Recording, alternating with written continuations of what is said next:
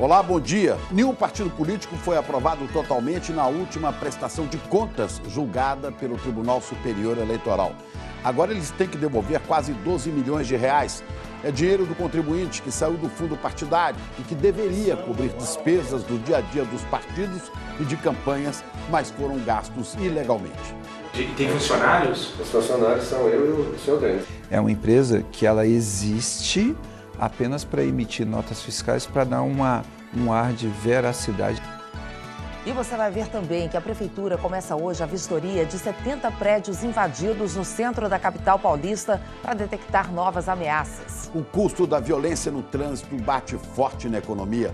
200 bilhões de reais deixaram de circular em consequência do número maior de vítimas que não conseguem voltar ao trabalho. A região metropolitana de Belém registra quase 60 assassinatos em uma semana. Vamos mostrar o que está por trás das mortes e a atuação dos grupos de extermínio. Os maiores aeroportos do país são reprovados de novo no preço da comida. E as lanchonetes populares, que seriam uma opção mais barata nos aeroportos, ainda não decolaram. Começam hoje as inscrições para o Enem. E com novidade, vai ter mais meia hora de prova no segundo dia e regras mais duras para a isenção da taxa. As imagens impressionantes da destruição do vulcão no Havaí. Dezenas de casas foram arrasadas e novas rachaduras no solo aumentam o nível de alerta. Um estudo nos Estados Unidos mostra que os jovens sentem mais solidão do que os mais velhos. E no Brasileirão, o Grêmio goleia o Santos. O Flamengo segue na liderança e o Palmeiras pula para a segunda posição. São estes os nossos destaques. E hoje é segunda-feira, dia 7 de maio, onde a Brasil está começando.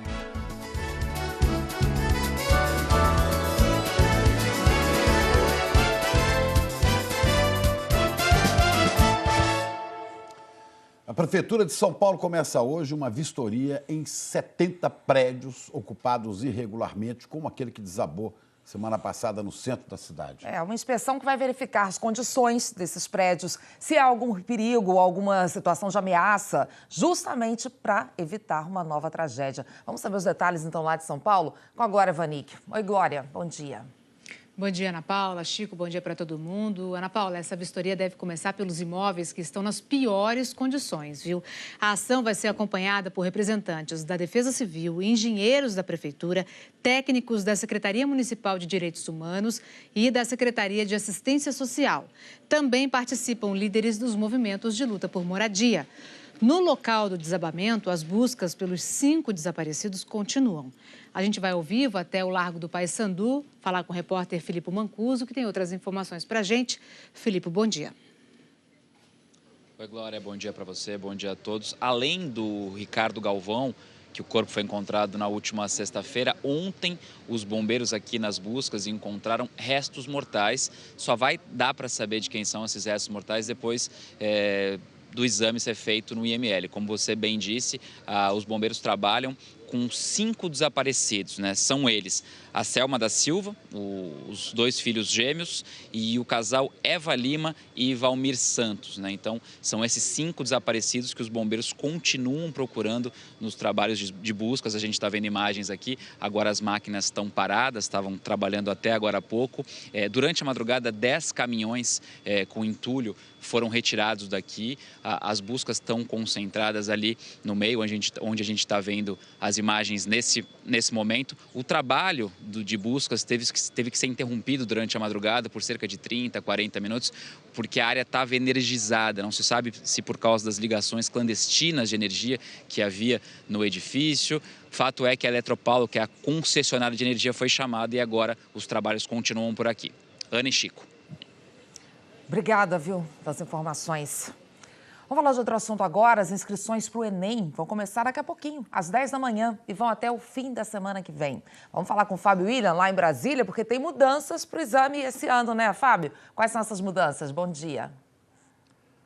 2 mudanças importantes, viu, Ana? Bom dia, Chico, bom dia para todo mundo.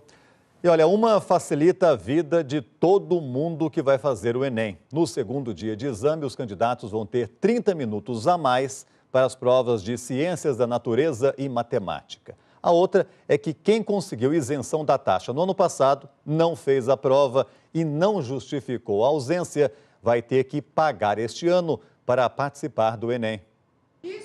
As inscrições começam hoje e as provas do Enem são só em novembro.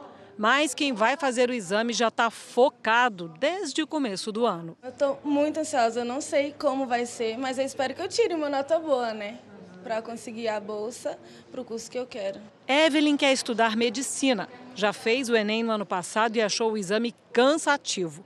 Nos 2 dias, usou todo o tempo disponível. Todo o tempo da prova. Entreguei assim, preenchi o gabarito correndo, porque realmente é muito no último minuto. É muito complicado. Uma novidade esse ano é que no segundo dia, os candidatos terão mais 30 minutos para concluir as provas de Ciências da Natureza e Matemática. Essa meia hora a mais de prova aí vai ajudar o candidato a ter mais calma na resolução do exercício, sem ter muita pressa, porque realmente é uma prova cansativa. As inscrições começam daqui a pouco, às 10 da manhã, e vão até o dia 18 de maio, pela internet, no site do Enem. Depois de se inscrever, o candidato terá até o dia 23 de maio para pagar a taxa de R$ 82. Quem estudou em escola pública ou com bolsa no ensino médio e tem renda de até R$ 1.431, tem direito à gratuidade, assim como pessoas de baixa renda, com número de inscrição social, e alunos que fizeram o Enseja e conseguiram a certificação do ensino médio. Mas no ano passado, 1.690.000 alunos que tinham o direito de fazer o Enem de graça não apareceram nas provas. 222 mil já tinham faltado em anos anteriores. Mas agora é diferente. Quem pediu isenção da taxa de inscrição no ano passado conseguiu, mas não apareceu para fazer a prova. Teve que apresentar justificativas, documentos que explicassem o motivo da ausência, como um atestado médico, um boletim de ocorrência policial. Quem não conseguiu justificar a ausência perdeu o direito à isenção da taxa. Vai ter que pagar já esse ano. O INEP, instituto responsável pelo exame, passou a fazer essa exigência para tentar reduzir a ausência entre os isentos. As provas são impressas, enviadas pelos Correios, há um esquema de segurança, aluguel de salas para a realização dos testes, há um desperdício. Só no ano passado, o prejuízo foi de R$ 176 milhões. Nós esperamos com tudo isso, basicamente, inclusive, uma lição de cidadania. Afinal de contas, são gastos públicos que são desperdiçados e que podiam estar aproveitados em outras políticas públicas, não é? Eu acho que é nossa responsabilidade, inclusive, zelar por isso. E eu espero realmente que a medida tenha um impacto bastante positivo. De acordo com o INEP, dos 3.800.000 candidatos que pediram isenção da taxa este ano, 457 mil tiveram o pedido negado. Muitos porque não conseguiram justificar a ausência no ano passado. Mais informações sobre o Enem você encontra na nossa página na internet. Ana, Chico. Obrigado, Fábio. E agora vamos falar do estado americano do Havaí, que fica no Oceano Pacífico. Várias regiões do Havaí estão em alerta por causa do vulcão Kilauea. A lava invadiu ruas e destruiu 26 casas na grande ilha do Havaí. Ontem, 3 dias depois da erupção, alguns dos 2.000 moradores retirados de casa puderam voltar apenas para recuperar animais de estimação e documentos. Algumas áreas ainda estão totalmente interditadas por causa dos gases tóxicos vulcânicos. No fim de semana, novas fendas se abriram e, em alguns casos, os jatos de lava chegaram a 70 metros de altura. Semana começando, vamos saber como é que fica o tempo? Tiago Scheuer já por aqui com as informações pra gente. Tiago, bom dia. Queria começar te perguntando de Santa Catarina, porque a falta de chuva por lá está preocupando. Pois é, né, Ana? Tá muito seco, principalmente no oeste do estado, né? Bom dia para você, para o Chico, bom dia, Brasil. Mas isso deve começar a mudar hoje, porque pode voltar a chover no oeste catarinense. Só que não é uma chuva muito forte, não. Onde o bicho vai pegar mesmo é no leste de Santa Catarina e também do Paraná. Isso inclui Curitiba e Floripa. Tem uma alta pressão no oceano. Essa alta pressão tá lá em cima, mandando umidade. Você vai ver aqui comigo, ó, pro litoral de Santa Catarina e do Paraná. Veja como acumula bem leste dos dois estados e também Vale do Itajaí, lá em Santa Catarina. Aí, turma do guarda-chuva entrando em ação hoje. Matinhos no Paraná e Antonina também. Mesma situação com 25 graus de máxima. Barra Velha em Santa Catarina e Turvo.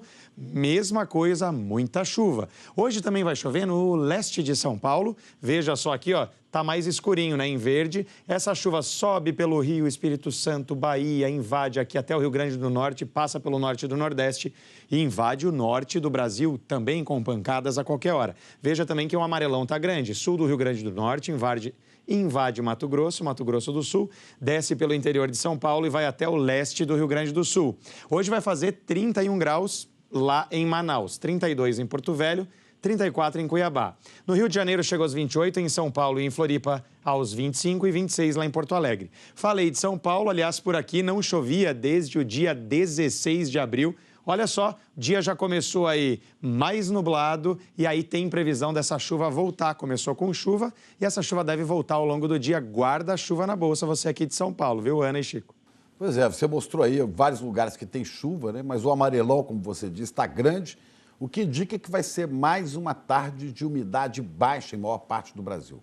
Vai sim, viu, Chico? No interior do país, né, vai ter isso por causa de massa de ar seco, que é comum nessa época do ano. Em alguns lugares, a umidade do ar pode ficar até abaixo dos 30%, como no sul de Mato Grosso, aqui no centro de Goiás e também no Tocantins, atenção. E aí esse ar seco, né, além de causar problemas de saúde, ele também contribui para o aumento de queimadas. Olha isso aqui, ó, no começo do ano, né, o Brasil estava em 4º lugar no número de queimadas. Agora já é o 3º, isso na América do Sul. Então, ó, Venezuela e Colômbia são os primeiros aí. E hoje, claro, tem risco de queimada. Você vai ver que o nosso mapa está bem vermelho, do Paraná até lá, ó, Piauí. Preste atenção nisso. E amanhã também tem muita chuva prevista para o Nordeste. Essa escadinha é uma zona de convergência intertropical, fácil de entender, um sistema que se aproxima aqui do norte da região e aí deixa tudo mais encoberto, pega inclusive Amapá e Pará com esse risco de chuva acumulada para amanhã. Ana e Chico com vocês. Ok, obrigada, viu, Thiago? Quase 200 bilhões de reais foi o que o Brasil perdeu no ano passado com acidentes de trânsito. Foram 83 mil vítimas que morreram ou tiveram que parar de trabalhar por causa de sequelas irreversíveis. Barulhentas, rápidas e perigosas. Mesmo representando menos de 1/3 da frota total de veículos, as motos são campeãs de acidentes no Brasil e de vítimas, como o Luiz. 15 anos atrás, ele estava na garupa de um amigo. Desde então, vive numa cadeira de rodas. Me senti inválido, né? Eu trabalhava, tinha minha vida toda ativa e me deparo em casa, numa cadeira de rodas. Na empresa lá onde eu trabalhava, empresa de informática, não tinha como eu mais trabalhar de motorista. Então, eu fui dispensado na época. Fiquei esse bom tempo dentro de casa. Além das vidas perdidas ou mutiladas, além da dor de milhares de famílias, a violência no trânsito é um baque na capacidade produtiva do país. Um estudo da Escola Nacional de Seguros aponta que, por causa dos acidentes, o Brasil perdeu no ano passado 199 bilhões de reais, 3% do produto interno bruto. Em 2017, 41 mil pessoas morreram e outras 42 mil ficaram incapacitadas. Uma força de trabalho que não volta mais. Desde 2015, o número de acidentes com mortes ou sequelas permanentes vinha caindo e atingiu em 2016 o menor nível, 61 mil. Em 2017, esse índice voltou a subir muito, 83 mil. E com isso, as perdas para a economia foram 35% maiores.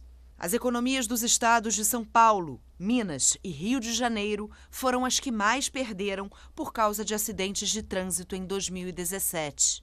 O Nordeste é a região com o maior número de casos de invalidez, especialmente Ceará e Bahia.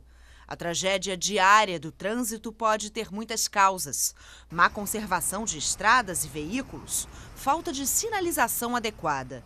Mas a principal, segundo especialistas, é o comportamento de quem está ao volante. O maior hospital de emergência do Nordeste vive a rotina da imprudência.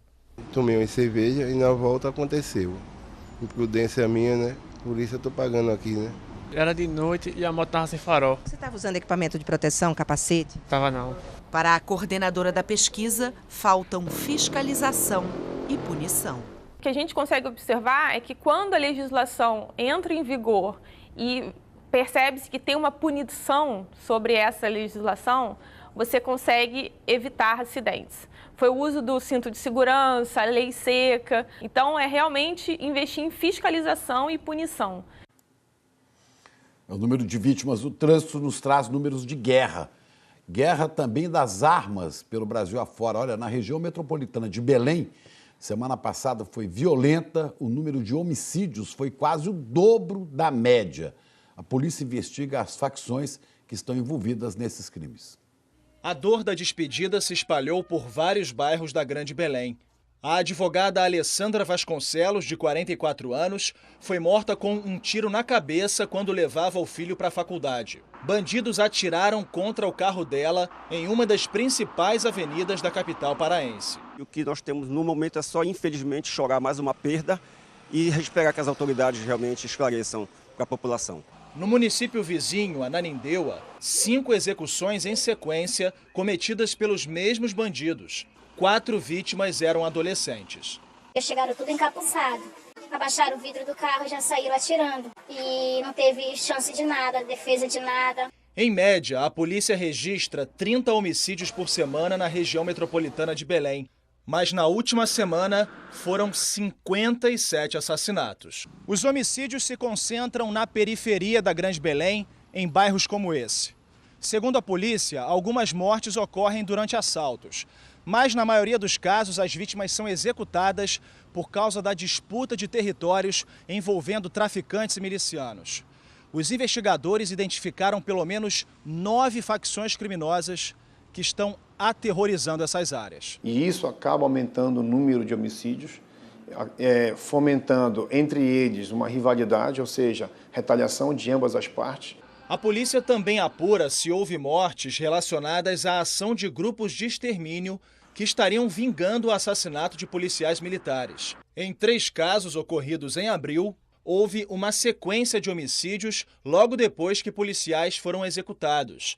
Entre eles, a cabo Maria de Fátima Cardoso, assassinada há uma semana. Neste ano, 22 PMs foram mortos no Pará, quase o mesmo número de todo o ano passado. Para a família do cabo Jefferson Rodrigues Gaia, morto a tiros na frente de um bar na última quarta-feira, restam a dor e a indignação com tanta violência. Praticamente quase todos os dias uma família perde alguém.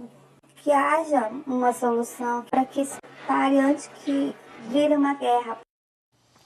A Polícia Civil do Pará disse que esclareceu este ano as mortes de 18 PMs, prendeu 10 suspeitos e que está investigando outros assassinatos. A Secretaria de Segurança Pública diz que está reforçando o policiamento na região metropolitana de Belém.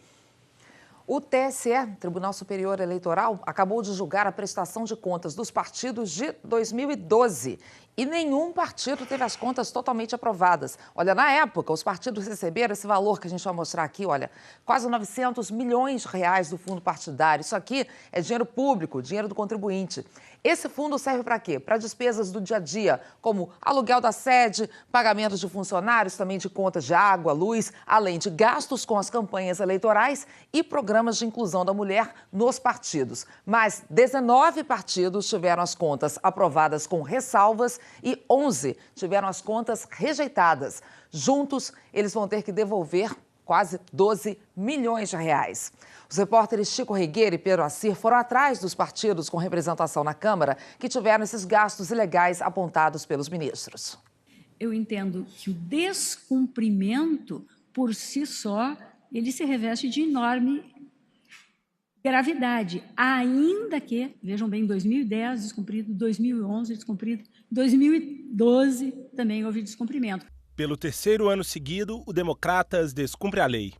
Deixa de aplicar recursos do fundo partidário no incentivo à participação feminina na política. Também contratou empresas das quais eram donos integrantes da direção nacional do partido. À luz do princípio da moralidade, não há como admitir seja contratada para prestar serviços ao partido empresa pertencente ao próprio tesoureiro da agremiação e a membro do diretório nacional do partido.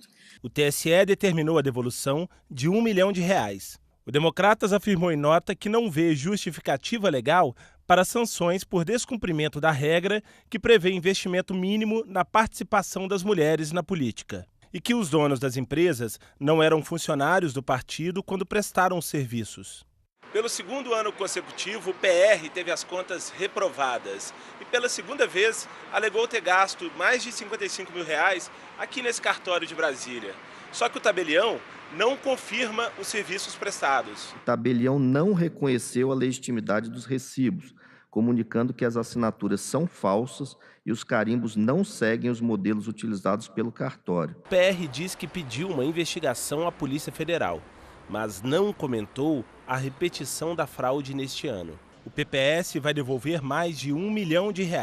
Os ministros questionaram gastos com combustível nesse posto, em Brasília. Há verdadeiro descompasso na declaração de despesas mensais com combustível e a ausência de comprovação da propriedade de automóvel. Para o partido, as contas foram desaprovadas porque o tribunal exige hoje documentos que não exigia antes. A minha proposta, eminente presidente, é de desaprovação das contas com determinação de ressarcimento ao erário. O PSDB vai devolver o maior volume de dinheiro aos cofres públicos, quase R$5,5 milhões.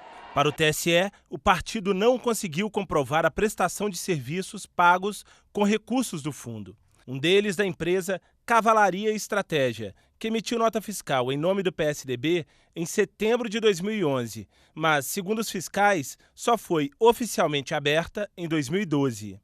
Esse terreno baldio é o endereço registrado da empresa. O outro é essa casa, onde ela também não funciona. O partido informou que vai apresentar recurso ao TSE. A partir do momento que você tem um documento fiscal, uma nota fiscal ou um contrato que é emitido antes da própria existência da empresa, isso já é uma irregularidade flagrante. Então, isso não está correto. Na realidade, é um caso muito grave até de ser submetido à investigação do Ministério Público Eleitoral. Consta que a Próspera Associados prestou serviços de impressão manual, elaboração de cartilhas, confecção de informativos, confecção de folders, para o PHS. PHS. Isso, Partido Humanista da Solidariedade, PHS. Olha, isso aí só o nosso gestor chamado Denis que poderia responder. Aqui é uma empresa de quê? Aqui nós prestamos serviço, damos suporte jurídico. Suporte jurídico? Tem jornalismo, tem de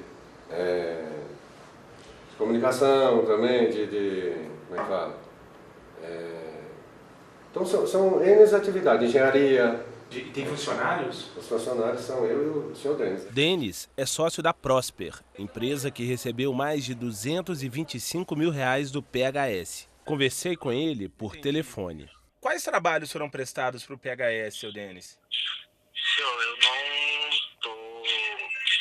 não tenho interesse de te informar isso, apenas porque é uma questão entre particular, eu não me sinto à vontade de te informar sobre essa informação. De acordo com o relatório do TSE, seu Denis, a empresa não tem um quadro de funcionários, portanto não tem estrutura para prestar os serviços descritos. Vocês prestaram serviço realmente? Sim, mas só que eu não falo por telefone. Quando o senhor pode me encontrar? A gente verifica. Quando? Mas o senhor pode me dar uma data? Não, no momento não. O relatório do TSE diz que as empresas contratadas não tinham estrutura de funcionários.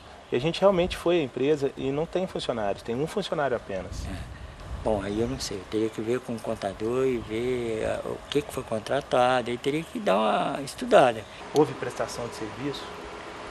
Repito, eu não sei, isso aí quem pode dizer para você é o contador. Eu acho que ele deve ter até a nota fiscal aqui arquivada. Embora você tenha uma aparência de legalidade por ter um documento fiscal válido emitido por uma empresa existente, a contrapartida, a entrega do bem contratado ou do serviço prestado, ela não é efetivada. Então, na realidade, é uma empresa que ela existe apenas para emitir notas fiscais para dar um ar de veracidade àquele serviço ou produto que foi contratado. Os partidos ainda prestam contas de maneira muito anacrônica, como se nós estivéssemos ainda no começo do século passado. Faziam isso em meio físico até o começo do ano de 2017, enviando pilhas e pilhas de papel para o TSE. Eu acho que a partir do momento que se tem a transparência toda a contabilidade dos partidos políticos, o cidadão poderá, inclusive, verificar se aquele partido político merece ou não a sua confiança. Agora, olha como é que é difícil mudar isso. O TSE implantou no ano passado um sistema eletrônico de prestação de contas. Só que 12 partidos recorreram na justiça contestando essa mudança. Agora tem uma previsão de que daqui a 5 anos o tribunal comece a fiscalizar as contas digitalmente. Por enquanto, segue a moda antiga e lenta e ineficiente, que é checando nota por nota. Nós já entendemos por que eles não querem, né? O sistema moderno, eletrônico, digital, que fica mais fácil aparecer as maracutaias. Não, e aparece depois de tanto tempo, né? Acabaram de julgar as contas de 2012. Olha o tempo tá que tudo leva prescrito, Ana. para Todo mundo descobrir escapa. tudo. Bom, Cris Dias está aqui, falar de gols, belíssimos gols. Gente, bom dia. Na quarta rodada do Brasileirão, Campeonato Brasileiro, muitos gols, mas o líder continua o mesmo, viu? Gols bonitos. Bonitos, né? E o Flamengo venceu mais uma e segue na liderança isolada da competição. Maracanã lotado, mais de 60 mil pessoas. Jogo que marcou a volta de Paulo Guerreiro. Ele entrou no segundo tempo no lugar de Henrique Dourado. O atacante voltou a disputar uma partida oficial depois de 6 meses de suspensão por doping. Lucas Paquetá fez o primeiro gol do jogo, Flamengo 1-0. E Everton Ribeiro carregou e chutou de longe. Placar final, Flamengo 2-0. O atacante do Internacional, William Potker, ainda foi expulso depois dessa cabeçada no Vinícius Júnior.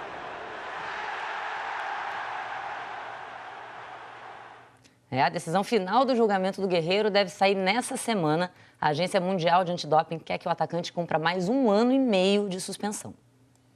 Eu estou muito confiante que vai dar certo porque eu sou inocente. Eu falei na audiência, então agora começar a me preparar porque eu quero estar jogando. Futebol é minha paixão, minha vida. E não quero deixar o futebol.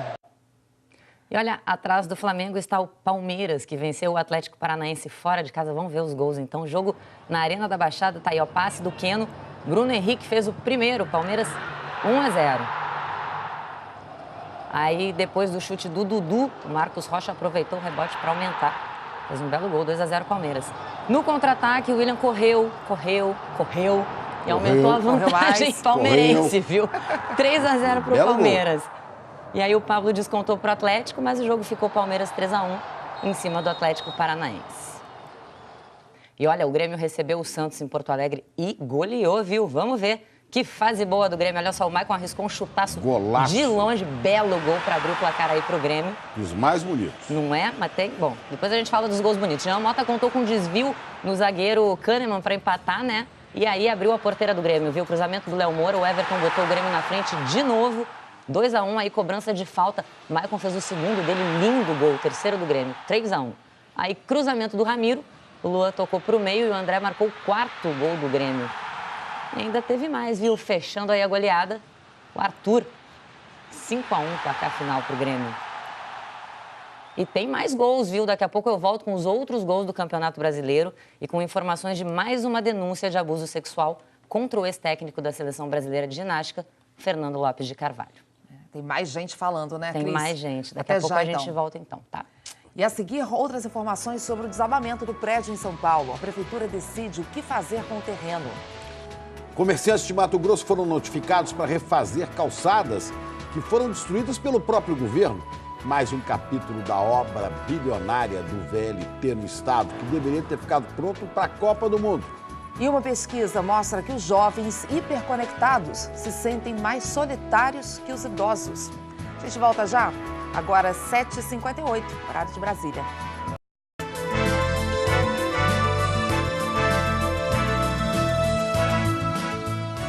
Voltamos a falar do desabamento do prédio em São Paulo. Enquanto os escombros são retirados, a Prefeitura está decidindo o que vai fazer ali naquele local. E uma das opções, né, Glória, é exatamente construir edifícios dedicados a moradias populares. É isso, Ana, Chico, mas a Prefeitura tem um prazo aí de 30 dias para resolver o que de fato vai ser construído naquele terreno. Quase uma semana depois da tragédia, muitos desabrigados continuam acampados em frente ao prédio que desabou. A gente vai ver na reportagem do Wallace Lara. No 7º dia de buscas, alguns números mostram o enorme esforço que tem sido feito no centro de São Paulo. 500 bombeiros já passaram por aqui. Eles contam com a ajuda de 5 cães farejadores nas buscas. 4 máquinas pesadas retiraram até agora mais de 1.000 toneladas de entulho. Quando todo o trabalho for encerrado, vai ficar a pergunta: o que será feito no terreno? A Prefeitura de São Paulo pretende enviar nos próximos 30 dias um projeto para o governo federal sobre o que construir no terreno onde aconteceu a tragédia. Eu apurei que hoje a maior possibilidade é a da construção de um edifício destinado a moradias populares. A Prefeitura só ainda não oficializou a decisão, porque nesse momento está com as atenções voltadas para o trabalho de resgate e para as famílias desabrigadas que estão acampadas no Largo Paissandu. A presença de moradores na área, que está com o ar carregado de poeira por causa do trabalho no entulho, preocupa a Prefeitura. Nós temos certeza absoluta que não é saudável, não é salubre a permanência das famílias ali por conta da poeira e da fumaça que tem ali constantes. São constantes desde o momento do acidente por conta do trabalho do bombeiro. O trabalho da Prefeitura é no sentido de abrigá-los em outros locais mais adequados para receber essas famílias. Mas não é só isso. Na praça onde os ex-moradores estão acampados, teve confusão. A Prefeitura está pedindo para que as doações não sejam levadas para a praça, e sim para os postos de atendimento. Ontem, os donativos continuavam chegando. Essa empresária trouxe roupas e comida. Na correria do dia a dia, a gente não percebe a dor, a situação. Além dos moradores que estavam na ocupação, quem vivia nos prédios vizinhos, que agora estão interditados, também tem enfrentado uma dura rotina. Nesse domingo, a Defesa Civil autorizou que eles retirassem roupas e objetos de casa. Eu sou uma pessoa que pagou seus impostos, trabalhou 35 anos e agora não tem onde morar. Enquanto moradores da área tentam se adequar, muitas dúvidas pairam sobre as causas do acidente. Hoje, as polícias Civil e Federal e os Ministérios Públicos do Estado e Federal devem retomar as investigações sobre as causas e possíveis responsáveis pela tragédia. Em entrevista ao repórter Valmir Salaro, no Fantástico, o homem apontado por moradores como líder da ocupação voltou a negar que recebia aluguel das famílias. Disse também que não exercia liderança, mas admitiu que participou de reuniões na prefeitura com os moradores. Fui em reunião da prefeitura. Só pediram, eu fui sim. Essa reunião não tem como eu falar que eu não fui, porque eu fui. E você sabe se as pessoas que moravam lá pagavam uma contribuição, uma mensalidade? As pessoas que moravam lá, quando tinha que fazer manutenção, eles ajudavam. Em média de umas 30, 40 pessoas ajudavam sim. Eles faziam uma reunião entre eles e via a despesa. E você não recebia esse dinheiro? Não recebia esse dinheiro. Bom, hoje à tarde vai ter uma missa de 7º dia para as vítimas da tragédia. A missa vai ser presidida pelo cardeal arcebispo de São Paulo, Dom Odilo Pedro Scherer, na igreja de Santa Efigênia, lá na região central. Ana e Chico. Obrigado, Glória. E olha essa história que chega de Mato Grosso. Os comerciantes de uma avenida de Várzea Grande, que fica na região metropolitana de Cuiabá, estão indignados e, com razão, eles foram notificados pela Prefeitura de Cuiabá para refazer as calçadas das lojas sob pena de serem multados. Só que essas calçadas foram quebradas pelo próprio governo. E olha, para uma obra da Copa do Mundo de 2014, obra que custou R$1 bilhão e que não terminou nunca.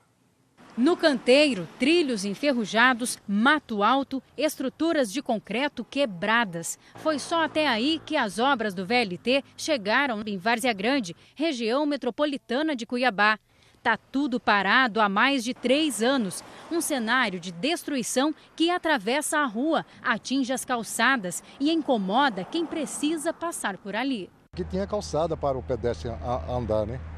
E agora não tem. Você pode ver que fica até difícil para nós passar. Quando a construção começou, parte da avenida foi interditada. As calçadas viraram canteiros de obra e muitas quebraram com vai e vem de máquinas. Nessa época, o movimento no comércio caiu e vários estabelecimentos não aguentaram. Os serviços por ali estão sem previsão de serem retomados. Para as calçadas, a Prefeitura de Várzea Grande definiu uma solução que revoltou os comerciantes. A Prefeitura mandou uma notificação para cada um reconstruir a sua própria área de calçada, num prazo de 20 dias, sob pena de multa de quase R$4 mil. Não fazem nada e exigem de nós alguma coisa como comerciantes, penalizado como já fomos desde a Copa, com a queda das vendas e o abandono total. A Secretaria de Infraestrutura do município diz que a calçada é uma obrigação do dono do imóvel, mas que eles vão poder negociar o prazo. Nós estamos flexíveis, a Secretaria está recebendo vários comerciantes lá, prorrogando o prazo, flexibilizando, e não vai ser multado ninguém e exigido que seja feito imediatamente. Eu não vou fazer. Tá? Se eles quiserem, eles que venham aqui e que façam. Eu não vou fazer. Por quê? Eu não vou fazer. Já chega de gastar dinheiro. Não tenho dinheiro para gastar, já estou gastando o que eu não tenho.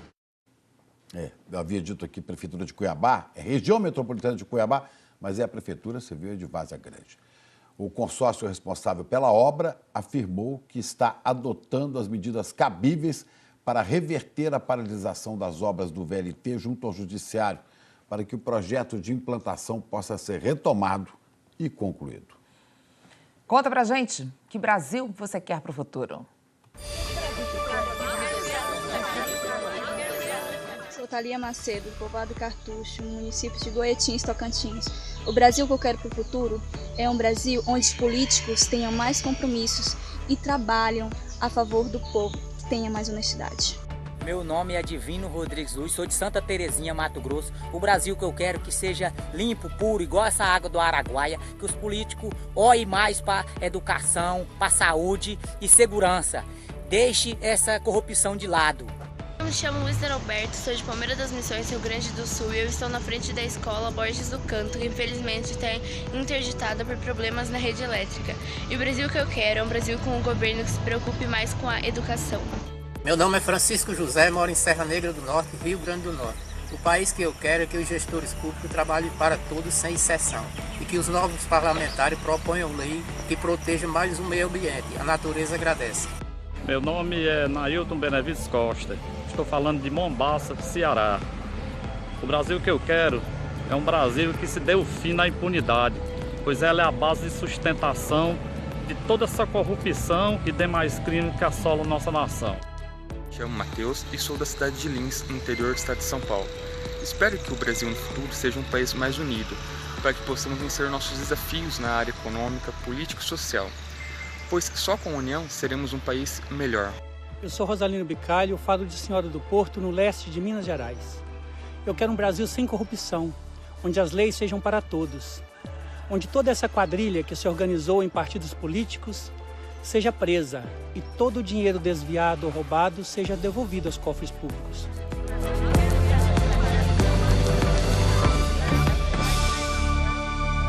A gente tem visto um apelo generalizado pelo fim da corrupção, né? Todos os dias aqui no Brasil que eu quero. Até porque o dinheiro desviado é o dinheiro que poderia ser investido para atender a todas as outras demandas que a gente vê aqui também. Investimento em educação, em saúde, em preservação do meio ambiente. Quanto dinheiro a gente viu desperdiçado, né? Nos últimos tempos, a gente mostrou aqui.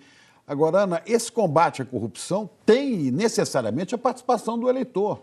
Quer dizer, em outubro você vai ter eleição de deputados estaduais, deputados federais, senadores, governadores, presidentes. E todo mundo hoje tem acesso à informação e para discutir qual é o melhor candidato. As pessoas sabem escalar jogador de time de futebol, do time para o qual ele torce, né? Mas não sabe escalar um bom político. Olha, tem que procurar. O fim da corrupção depende do voto de cada um de nós. Acho que esse ano vai estar todo mundo mais atento nisso, né? Essas mensagens todas que você tem visto aqui estão no Globoplay, na nossa página na internet, no g1.com.br/Brasil que eu quero, e lá você encontra também as dicas de como gravar o seu vídeo.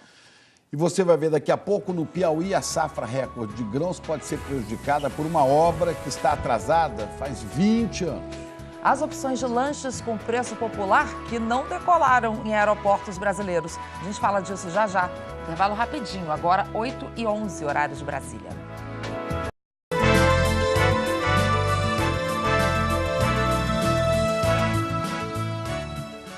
Quem viaja de avião sabe o quanto é caro comer nos aeroportos. O custo-benefício da alimentação é o item com a pior avaliação dos passageiros numa pesquisa que foi feita pelo Ministério dos Transportes. Fábio, basta pisar no aeroporto para você ver não só os aviões, mas os preços decolarem, né? Aí a turbulência, né, Chico? A gente sente no bolso, fazer o quê, né?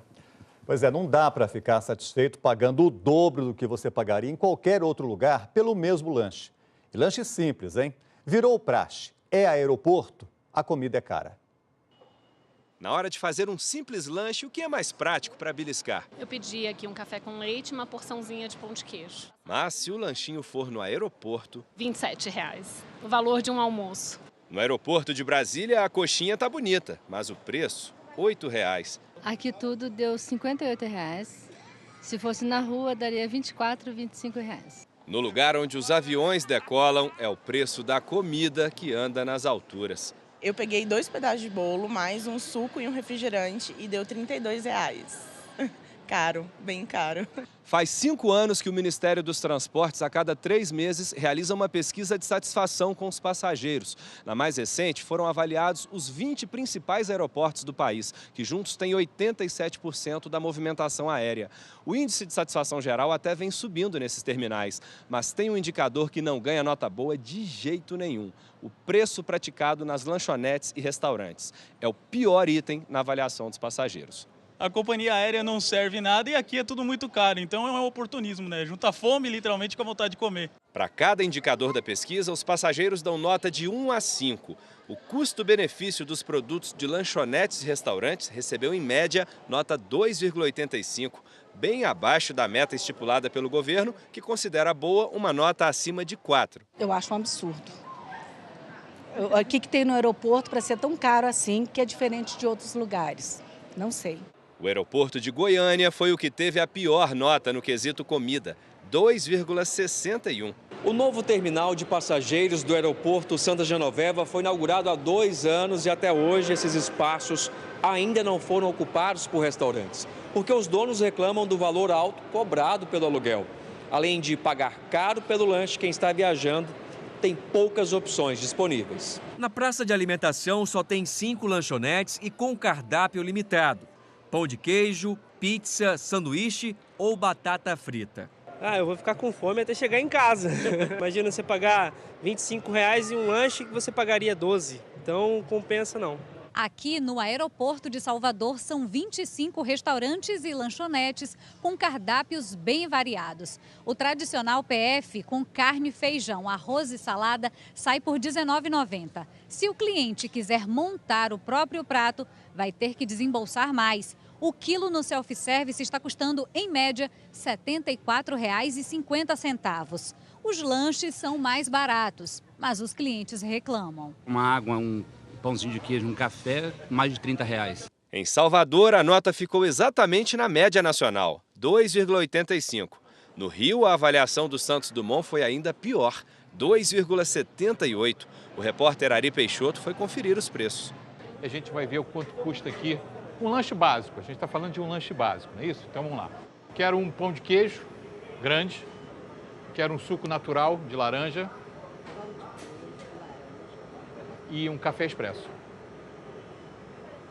Quanto é que deu? 22 reais. Mas se você quiser consumir praticamente os mesmos produtos a preços mais baixos, você vai ter que andar um pouco, mais ou menos uns 350 metros, por aí. Até aqui a área do desembarque. Então o que a gente tem aqui, ó? O suco, que não é um suco natural, é suco de lata, custa R$ 5,00. O café expresso está R$ 4,50. E o pão de queijo, R$ 3,50. No total aqui, o valor é de R$ 13,00. O principal aeroporto de Mato Grosso também é um dos 14 do país que tiveram a liberação da Infraero para ter o lanche popular, um estabelecimento com uma lista de itens com preços mais em conta. Essa lanchonete chegou a funcionar bem aqui, mas está fechada. Quem perde, na verdade, é a população, né? A próxima pesquisa sai em 3 meses. Tempo para o Ministério dos Transportes, aeroportos e estabelecimentos digerirem essa nota baixa e pensarem em soluções. E quanto ao preço nas alturas... Tem que fazer um posto de emergência, inclusive. Para baixar o preço, para atender a necessidade do cliente. Pois é, a Infraero informou que o preço nos aeroportos é fixado pelos próprios estabelecimentos. Sobre o aeroporto de Goiânia, que teve a pior avaliação, disse que já começou a fazer ações para melhorar a percepção do passageiro. Sobre a lanchonete popular de Cuiabá, que está fechada há 10 meses, informou que o contrato foi cancelado a pedido do concessionário e que acredita que o serviço volte em um mês. A Inframérica, concessionária do aeroporto aqui de Brasília, disse que trabalha em conjunto com o governo do Distrito Federal e com as empresas do aeroporto para melhorar o atendimento. A concessionária do aeroporto de Salvador não respondeu sobre o assunto. O negócio, Ana Chico, é sair de casa com a barriga cheia antes de chegar no aeroporto, viu? Você não faz regime forçado, né, Fábio? Porque realmente é o dobro do preço, imagina. Vou levar comida de casa. Além do aeroporto, ainda tem uma outra história, né? Que é dentro do avião, onde passaram a vender a comida. E dentro do avião, então, é caríssimo. É muito mais caro que no aeroporto. Lembrando que as companhias aéreas passaram a cobrar por bagagem, agora cobram por lanche dentro do avião, dizendo que é reduzir preço de passagem. Reduziram coisíssima alguma. Exatamente. Obrigada, Fábio. Até já. Até. A chuva dos últimos meses trouxe a expectativa de uma safra recorde de grãos no Piauí. Mas tem um problema. Uma estrada prometida já há 20 anos não está pronta e aí o risco é de que essa produção toda seja desperdiçada. Essa é a PI 397, uma rodovia projetada para ser a principal via de escoamento de grãos dos cerrados piauienses para o porto de São Luís e para outros estados do país. Por causa das chuvas que caíram por aqui, a expectativa é de uma safra recorde este ano, quase 4 milhões de toneladas de grãos. Só que a chuva também traz problemas, porque depois de 90 quilômetros na estrada, o asfalto acaba e vejam só, a rodovia fica assim. A Transcerrados tem 340 quilômetros de extensão. A obra foi prometida há mais de 2 décadas e foi dividida pelo governo do estado em 3 etapas. O primeiro trecho, de 117 quilômetros, orçado em quase 116 milhões de reais, começou a ser construído ainda em 2013, mas até agora não ficou pronto. A obra está parada. Chegamos a encontrar até uma máquina trabalhando. São máquinas dos próprios produtores rurais que têm que estar recuperando a terraplenagem desse primeiro trecho da Transcerrados. As condições acabam se tornando precárias no período das chuvas e a recuperação tem que ser feita para poder escoar a produção. Boa parte dos produtores do sul do Piauí só conta com a Transcerrados para escoar a produção. Para a safra deste ano, a estimativa é de que eles precisem contratar cerca de 60 mil fretes. E é aí que está o problema, porque poucos caminhoneiros aceitam o desafio de transitar pela rodovia. A situação da estrada, não tem condições de trabalhar aqui não. O caminhão quebra, não tem como. Quem aceita fazer o trajeto acaba cobrando mais caro e enfrentando muitas dificuldades, principalmente nos outros trechos em que nada foi feito ainda. Da fazenda que a gente carregou até no asfalto é 90 km. Desse jeito que está aqui, essa estrada cheia de buraco e época de chuva, desse jeito aí, esses 90 km é 5 horas de viagem para fazer. Se tivesse boa, era 1h30. O que nos deixa muito indignado é a questão de a gente estar produzindo com qualidade e também em quantidade, gerando impostos, muito imposto, e esse imposto não é revertido na melhoria ou na construção dessa estrada. E o governo do Piauí diz que está esperando agora a liberação de um empréstimo da Caixa Econômica Federal para concluir o primeiro trecho, mas não tem nem previsão para o início das obras no restante da rodovia. Você vai ver a seguir que a redução nos juros dá um alívio para o mercado imobiliário. E para espanto de muita gente, um estudo diz que à medida que a idade aumenta, a solidão diminui. A gente fala disso já já. 8h24 agora, horário de Brasília.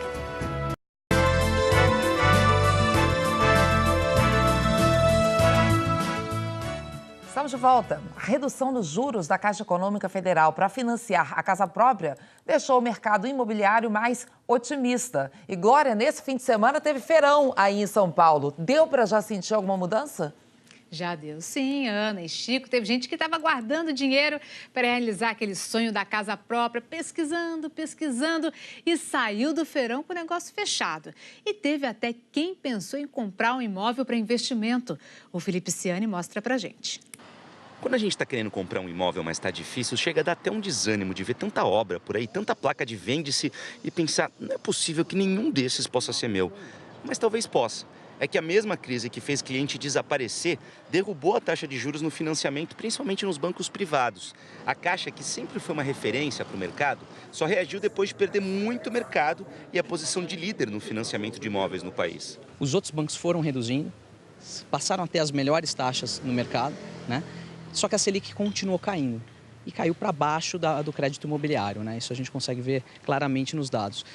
Agora, com a Caixa mexendo na oferta de crédito, né, agora, e na taxa que ela está ofertando para a população, ela voltou a colocar uma pressão, né, na concorrência, e a gente já viu o resultado disso, né? Já sim, propagandas pelas ruas de queda nas taxas da concorrência. Do lado da Caixa, a queda para imóveis usados foi de 10,25% para 9% ao ano. E o percentual do valor financiado passou de 50% para 70% do imóvel. Faz 3 semanas que isso aconteceu, mas a Caixa só conseguiu medir na prática a reação da clientela agora, no feirão que realizou nesse fim de semana. A tendência é que a gente tenha um aquecimento no mercado, sim. Ele traz um otimismo e a expectativa é de aumento de negócios. E tem uma outra questão que também é muito importante. Todo esse movimento de corte nos juros faz com que a procura por imóveis ao longo do tempo vá crescendo. E aí, com uma demanda maior, ficam menos unidades disponíveis no mercado. A tendência é que o preço, por conta disso tudo, suba. Só que esse ciclo ainda está bem no comecinho, ainda não deu tempo dos valores serem reajustados. Nós já estamos pesquisando já há um tempinho, desde janeiro, né? Não imaginávamos que ia ter essa mudança aí na questão do financiamento. Compraram o imóvel? Compramos. Até aqui, sim. Acabou de fechar negócio. Até aqui, sim, exatamente. Fechamos negócio.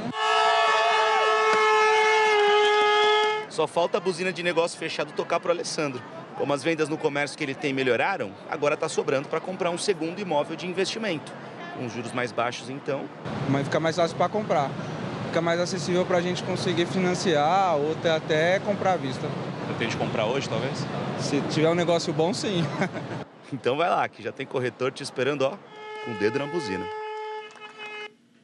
Na página do Bom Dia Brasil na internet, você encontra a relação das próximas 12 cidades onde vai ser realizado o feirão Caixa da Casa Própria. Ana e Chico. Bom, boa sorte para todo mundo que está à procura, né, Glória? É isso aí. Olha, mais de 800 venezuelanos que viviam acampados deixaram uma praça em Boa Vista, em Roraima. A operação foi acompanhada pela Prefeitura e pela ONU. O Exército diz que retirou os venezuelanos da Praça Simão Bolívar por causa da temporada de chuvas. Os imigrantes foram transferidos para 2 abrigos temporários. Roraima conta com 6 abrigos definitivos que estão lotados. A previsão do Exército é de que o novo abrigo fique pronto em 20 dias.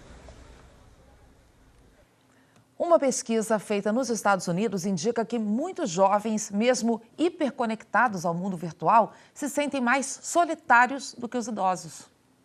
No vai e vem de todo dia, cada um enxerga o mundo de um jeito. Uns olham em volta e veem companhia. Outros, mesmo com gente por perto, se sentem sós. Um estudo feito com 20 mil americanos usou uma escala de solidão desenvolvida pela Universidade da Califórnia, em Los Angeles. Quanto mais alto o índice, mais solitária a pessoa se sente. O resultado foi que os mais jovens, com idades entre 18 e 22 anos, são os que mais se sentem sós. Atingiram 48,3 pontos na escala. À medida que a idade aumenta, o índice de solidão diminui. E os mais velhos, com 72 anos ou mais, são os que menos se sentem sozinhos nos Estados Unidos, mostra o estudo. Para chegar a esses números, os pesquisadores perguntaram aos entrevistados sobre sentimentos que indicam solidão.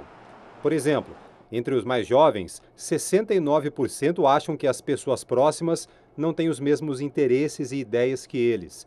68% acham que ninguém os conhece bem. Por outro lado, entre os idosos com 72 anos ou mais, 92% se sentem próximos de outras pessoas E também 92% dizem que existem pessoas com quem eles podem contar. Marissa acha que Nova York é uma cidade que faz muita gente se sentir solitária e que as redes sociais não estimulam o contato pessoal. Há quem ache o oposto, que as redes sociais nos aproximam dos amigos. No fim das contas, a pesquisa concluiu que acessar muito ou pouco as redes sociais não significa que alguém seja muito ou pouco solitário. Existe uma relação direta entre a solidão e a saúde. O sentimento de solidão provoca estresse, aumenta a probabilidade de problemas como infartos e derrames. Já existem estudos que mostram que o efeito da solidão sobre a saúde pode ser equivalente ao de fumar 15 cigarros por dia. A pesquisa indica caminhos. Atividade física e sono, na medida certa, diminuem a probabilidade de sentir solidão. Mas nem sempre depende só da gente. Estar desempregado deixa a solidão mais perto. No trabalho, a relação com os colegas ajuda, mas trabalhar demais, não. O equilíbrio entre as horas trabalhadas e as horas livres é importante contra a solidão. Marianne e Ed dizem que felicidade é dividir a vida com amigos, a família. Falam que nunca estão sozinhos porque têm um ao outro. E você vai ver daqui a pouco o início do 4º mandato de Vladimir Putin como presidente da Rússia. E aliados de Trump tentam convencer o presidente americano a não abandonar o acordo nuclear com o Irã. A gente volta já com o Noticiário Internacional, 8h33, horário de Brasília agora.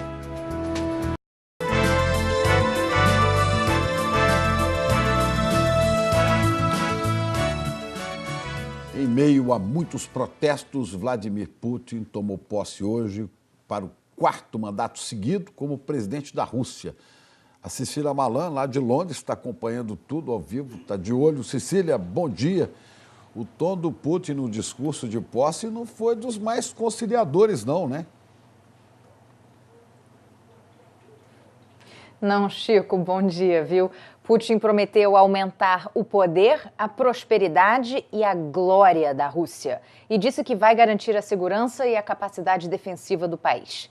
Vladimir Putin já está há 18 anos no poder, alternando entre primeiro-ministro e presidente. E agora vai ficar por mais 6, pelo menos. Ele foi reeleito com mais de 76% dos votos, mas a oposição acusa o governo de fraude. Mesmo com as manifestações proibidas, milhares de pessoas saíram às ruas contra o presidente em várias cidades no fim de semana.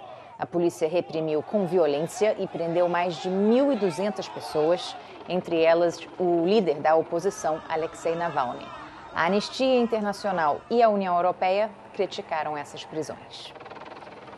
O presidente do Irã, Hassan Rouhani, disse hoje que os Estados Unidos vão se arrepender se abandonarem o acordo nuclear.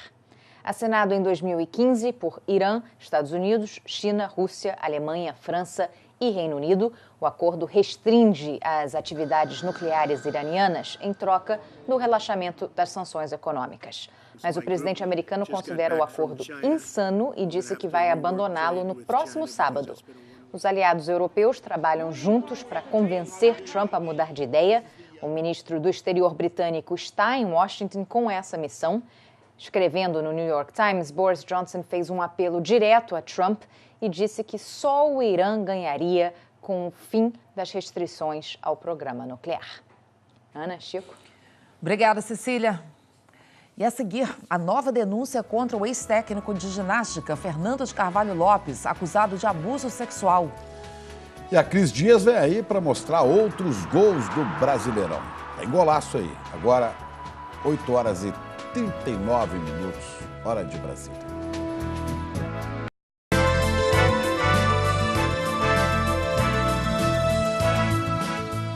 Estamos de volta já com a Cris Dias aqui para a gente falar de mais uma denúncia de abuso sexual feita contra o ex-técnico Fernando de Carvalho Lopes, ex-técnico da ginástica. Pois é, Ana e Chico, mais uma vítima contou detalhes sobre abusos do ex-técnico da Seleção Brasileira de Ginástica Artística. Ele pegou o celular, abaixou nos shorts durante o abuso e fotografou. 40 atletas e ex-atletas ouvidos afirmaram que na infância e na adolescência foram vítimas de abusos sexuais praticados por Fernando de Carvalho Lopes. Disseram que os crimes aconteceram entre 1999 e 2016. Fernando era o técnico deles no Clube MESC de São Bernardo do Campo, na Grande São Paulo. Este ex-atleta, que hoje é maior de idade e já prestou depoimento à polícia, revela: Fernando teria fotografado e filmado os ginastas na intimidade. Ele fotografou o meu pênis enquanto eu estava dormindo, enquanto estava abusando de mim. Mas ele fez isso achando que eu não estava percebendo. Na época, o ex-atleta tinha 10 anos. E ele diz mais, que Fernando gravava as crianças nuas no banho. Ele colocava a câmera dele para carregar no vestiário e na casa dele também. Até que teve uma vez que eu saí do banho e fui ver, né? E realmente ela estava gravando e carregando, né? Na quarta-feira passada, um outro ginasta maior de idade veio pela primeira vez prestar depoimento aqui na delegacia que investiga o caso. Fernando de Carvalho Lopes foi treinador dele, dos 7 aos 17 anos. E o atleta afirma que quando era criança, o ex-técnico também o filmava tomando banho. Esse ginasta já foi atleta da seleção brasileira e preferiu não gravar entrevista. A polícia, ele contou que Fernando tocava as partes íntimas dele durante os treinamentos e lembrou de mais um abuso.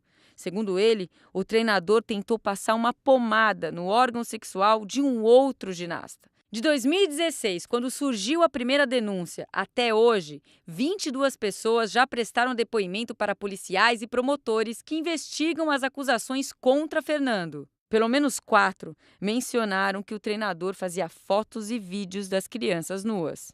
Tinha um armário no quarto dele com um monte de material, de vídeo, DVD, CD, tudo separadinho, do lado do outro, etiquetado. Na sexta-feira, a justiça autorizou e policiais apreenderam na casa de Fernando CDs, DVDs, pendrives e até uma fita cassete. Também foi recolhido um HD externo.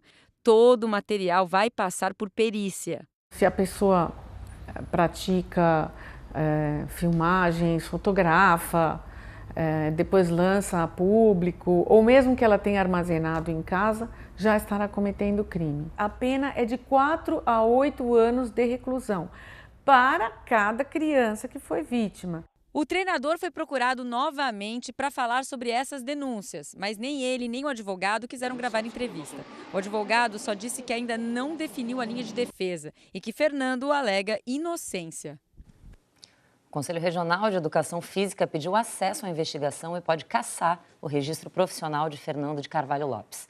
O Conselho de Ética do Comitê Olímpico do Brasil abriu processo contra a Confederação Brasileira de Ginástica e contra o atual coordenador de seleções, Marcos Gotto.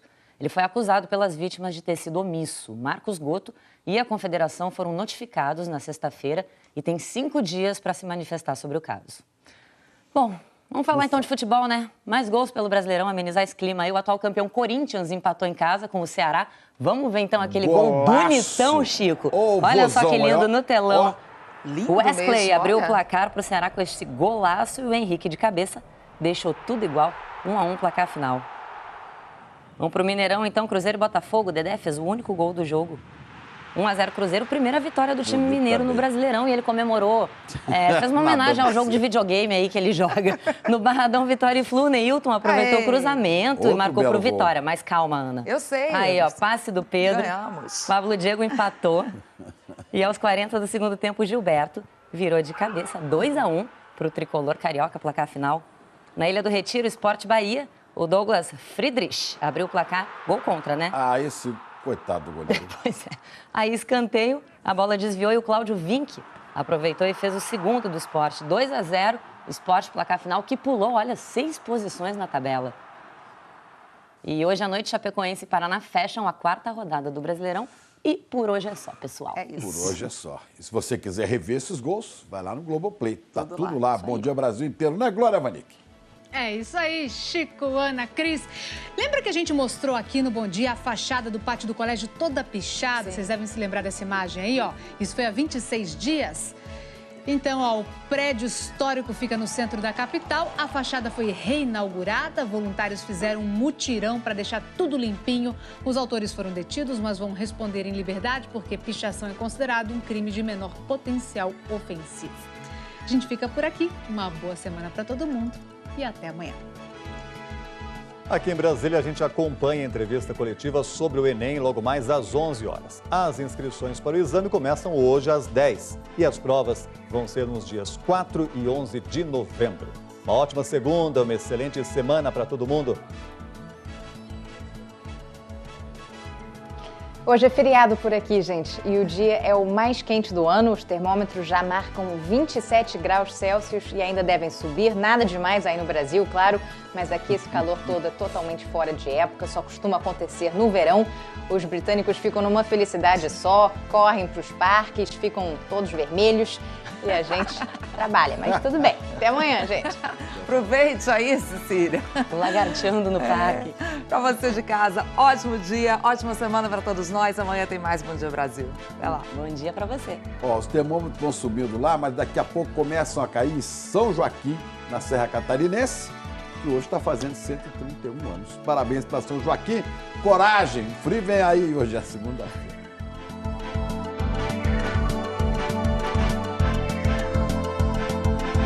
Todos vermelhos.